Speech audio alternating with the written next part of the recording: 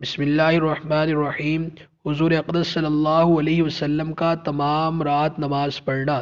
ایک شخص نے حضرت امی عائشہ صدیقہ رضی اللہ تعالیٰ عنہ سے دریافت کیا کہ حضور اقدس صلی اللہ علیہ وسلم کی کوئی عجیب بات جو آپ نے دیکھی ہو وہ سنا دے۔ حضرت امی عائشہ صدیقہ رضی اللہ تعالیٰ عنہ نے ارشاد فرمایا کہ حضور اقدس صلی اللہ علیہ وسلم کی کون سی بات عجیب نہ تھی، ہر بات عجیب ہی تھی۔ ایک دن رات کو تشریف لائے اور میرے پاس لیٹ گئے، پھر فرمانے لگے، لے چھوڑ، میں تو اپنے رب کی عبادت کروں۔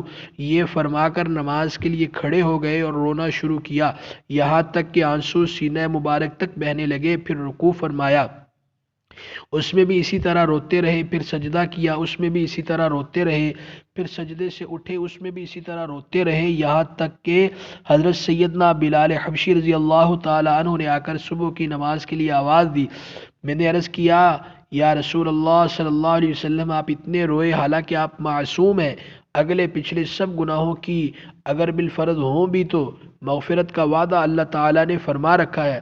آپ صلی اللہ علیہ وسلم نے ارشاد فرمایا کہ پھر میں شکر گزار نہ بنوں؟ اس کے بعد ارشاد فرمایا کہ میں ایسا کیوں نہ کرتا حالانکہ مجھ پر یہ آیتیں آج نازل ہوئیں۔ ان فی خلق السماوات والارض، سورہ آل عمران کا آخر رکوع۔ یہ متعدد روایات میں آیا ہے کہ حضور اقدس صلی اللہ علیہ وسلم رات کو اس قدر لمبی نماز پڑھا کرتے تھے کہ کھڑے کھڑے پاؤں پر ورم آ گیا تھا۔